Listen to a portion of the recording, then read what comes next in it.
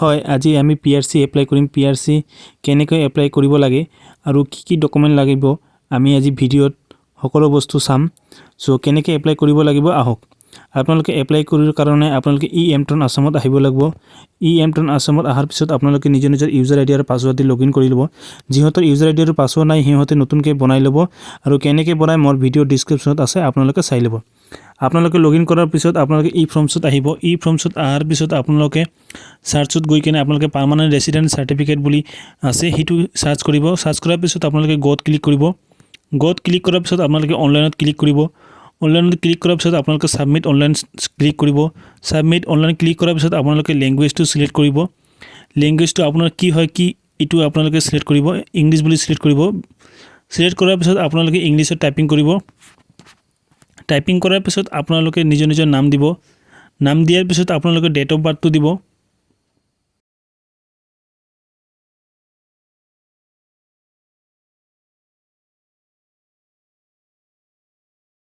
এতিয়া আপুনি date of বাৰ্থটো দিব।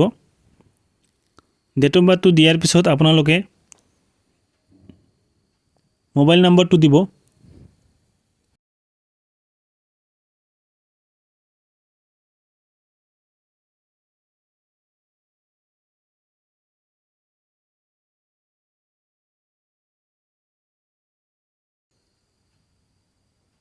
মোবাইল নাম্বাৰটো দিয়াৰ পিছত আপোনালোকে ফাদাৰ্ছ নেমটো দিব। ফাদাৰ্ছ নেমটো দিয়াৰ পিছত আপোনালোকে মাদাৰ্ছ নেমটো দিব। মাদাৰ্ছ নেমটো দিয়াৰ পিছত আপোনালোকে যদি বিবাহিত হয় তেনেহ'লে পতি বা পত্নীৰ নাম দিব। লগতে নিদিলেও এইটো কথা নাই, আপোনালোকে দিব পাৰে বা নিদিব পাৰে।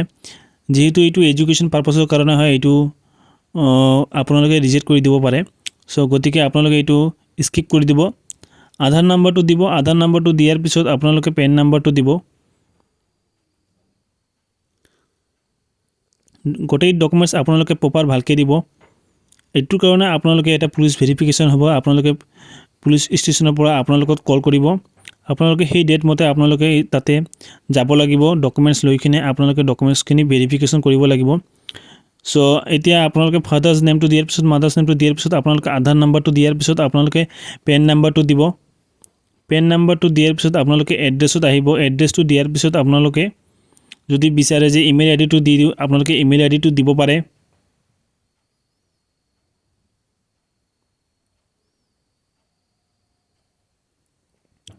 আপোনালোকে এড্ৰেছ ডিষ্ট্ৰিক্ট দি দিব।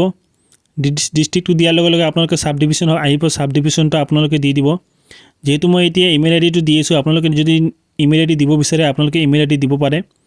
ইমেইল আইডিটো দিয়াৰ লগে লগে আপোনালোকে আকৌ আহি যাব, এড্ৰেছত আহি যাব। এড্ৰেছটো মই যিহেতু মোৰ মতে এড্ৰেছটো দি আছোঁ, গতিকে আপোনালোকে আপোনাৰ মতে এড্ৰেছটো দিব। গতিকে মই এতিয়া মোৰ মতে ডিষ্ট্ৰিক্টটো দি আছোঁ, আপোনালোকে নিজৰ মতে দি দিব। ডিষ্ট্ৰিক্টটো দিয়াৰ পিছত আপোনালোকে সাব ডিভিজনত আহিব। সাব ডিভিজনটো আপোনালোকে নিজৰ মতে দি দিব। সাব ডিভিজন আপোনালোকে ভালকৈ চাই ল'ব নিজৰ সাব ডিভিজন কোনটো হয়। যেহেতু মই মোৰ মতে দি আছোঁ, আপোনালোকে নিজৰ মতে দি দিব। সাব ডিভিজনটো দিয়াৰ পিছত আপোনালোকে ৰেভিনিউ চাৰ্কেলত আহিব। ৰেভিনিউ চাৰ্কেলটো দিয়াৰ পিছত আপোনালোকে ভিলেজত আহিব। যদি আপোনালোকে টাউনত হয় টাউনটো দি দিব, ভিলেজ হ'লে ভিলেজ দি দিব। আপোনালোকে ভিলেজটো ছিলেক্ট কৰাৰ পিছত আপোনালোকে পোষ্ট অফিচটো দি দিব। পোষ্ট অফিচটো দিয়াৰ লগে লগে আপোনালোকে মৌজাটো দি দিব। মৌজাটো দিয়াৰ লগে লগে আপোনালোকে পুলিচ ষ্টেচনটো দি দিব আৰু পুলিচ ষ্টেচন কোডটো অট'মেটিক আহি যাব। আপোনালোকে এইটো টেনশ্যন কৰিব নালাগে। আপোনালোকে যিটো অফলাইন ইউজাৰ ফৰ্ম হয় এইটো আপোনালোকে অনলাইন চাই কিনে ফিল আপ কৰি ল'ব। আপোনালোকে ডিউৰেশ্যন ষ্টেটো দি দিব, কিমান বছৰৰ পৰা আছে আপোনালোকে এইটো দি দিব। দিয়াৰ পিছত আপোনালোকে এপ্লাই কৰি দিব পাৰিব। এতিয়া PRC এপ্লাইৰ কাৰণে আবেদনৰ কাৰণ দিব। আপোনালোকে কাৰণটো অট'মেটিক আহি যাব, হায়াৰ এডুকেশ্যন বুলি আহিব। কিয়নো এইটো এতিয়া বৰ্তমান হায়াৰ এডুকেশ্যনৰ কাৰণে আপোনালোকে PRC এপ্লাই কৰিব পাৰিব। আদাৰৱাইজ আপুনি বেলেগ কামৰ কাৰণে PRC এপ্লাই কৰিব নোৱাৰে। সো এতিয়া PRCটো দি দিব। বৰ্তমান আপোনালোকে লাষ্ট ক'ত পঢ়িছিলে, আপোনালোকে স্কুলটো আছিল না কলেজ আছিল, সেইটো আপোনালোকে দি দিব। দিয়াৰ পিছত আপোনালোকৰ ক্ৰিমিনেল ৰেকৰ্ড যদি কোনোবা থাকে তেনেহ'লে সেইটো আপোনালোকে দি দিব, য়েছ বা ন' কৰি দিব। আপোনালোকে গোটেইখিনি দিয়াৰ পিছত আপোনালোকে ডকুমেণ্টছখিনি আপলোড দিব লাগিব। ডকুমেণ্টছখিনি আপলোড দিয়াৰ পিছত আপোনালোকে ফটো দিব। ফটো আপলোড দিয়াৰ পিছত আপোনালোকে এডমিট কাৰ্ড দি দিব। এডমিট কাৰ্ড আপলোড দিয়াৰ পিছত আপোনালোকে ভোটাৰ চাৰ্টিফাইড কপি লাগিব। ভোটাৰ চাৰ্টিফাইড কপি আপলোড দিয়াৰ পিছত আপোনালোকে NRC ফাইনেল ড্ৰাফ্টটো দিব। আপোনালোকে HSLC এডমিট কাৰ্ডটো দি দিব। লগতে আপোনালোকৰ যিকোনো তথ্য দি দিব। আপোনালোকে এড্ৰেছ প্ৰুফ দি দিব। লগতে আপোনালোকৰ ভোটাৰ কাৰ্ড দি দিব, আধাৰ কাৰ্ড দি দিব। গোটেইখিনি দিয়াৰ পিছত আপোনালোকে এটা ইউজাৰ ফৰ্ম ডাউনলোড কৰিব পাৰিব এমট্ৰনৰ পৰা।